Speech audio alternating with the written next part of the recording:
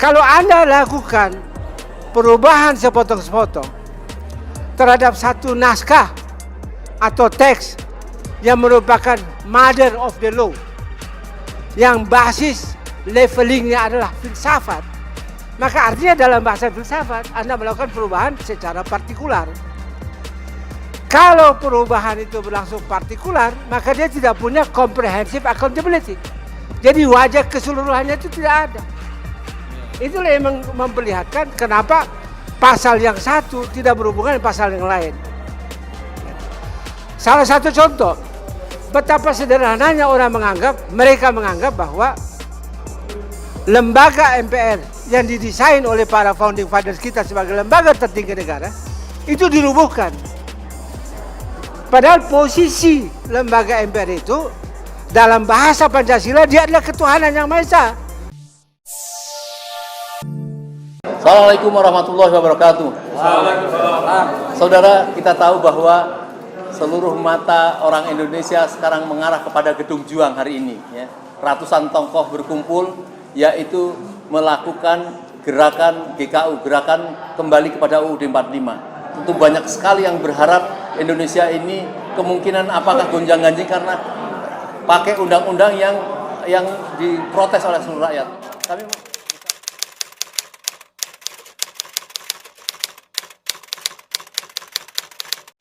Kalau kita mau jujur, sebenarnya tuntutan yang berkembang adalah revolusi. Nah itu sebenarnya. Kenapa tidak terjadi? Karena ada dua hal.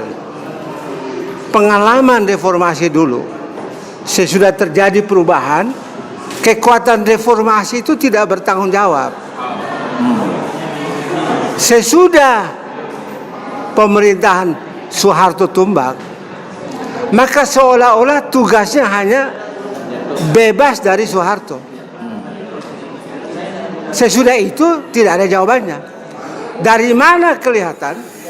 Dari putusan-putusan MPR dan dari proses amandemen Undang-Undang Dasar 45 yang sama sekali tidak memperlihatkan adanya persiapan untuk membangun sesudah turunnya Soeharto. Itu sebenarnya. Itu persoalan pertama. Saya tidak usah urailah, misalnya amandemen Undang-Undang Dasar tidak memiliki naskah akademik. Kedua, dilaksanakan atau dilakukan sepotong-sepotong. Kalau Anda lakukan perubahan sepotong-sepotong terhadap satu naskah atau teks yang merupakan mother of the law, yang basis levelingnya adalah filsafat, maka artinya dalam bahasa filsafat Anda melakukan perubahan secara partikular.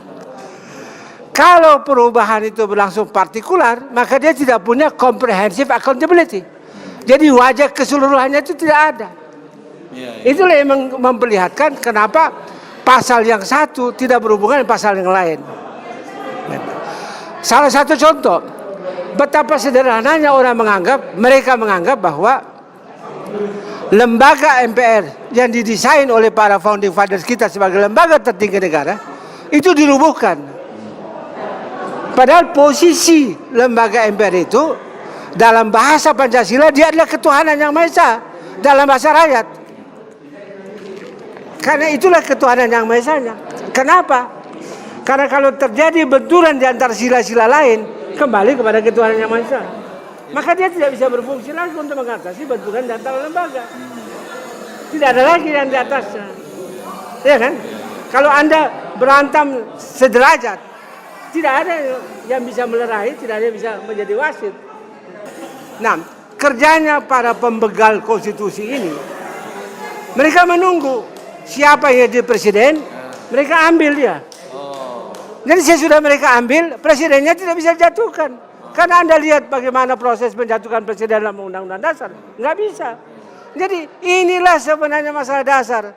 Kalau pemilihan umum dilakukan, dasarnya tetap Undang-Undang Dasar 2002, artinya mereka itu tinggal menunggu siapa yang jadi calon anggota dewan, dibayar 100 miliar satu orang, Mereka punya anggota dewan.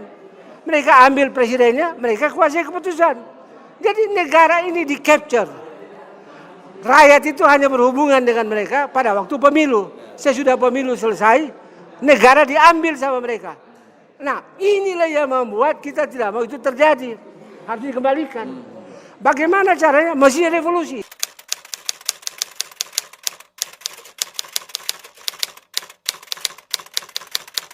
Karena kita khawatir orang-orang yang mau melakukan revolusi ini belum siap. Karena terlalu lama kita tidak dididik dalam alam berpikir ideologi.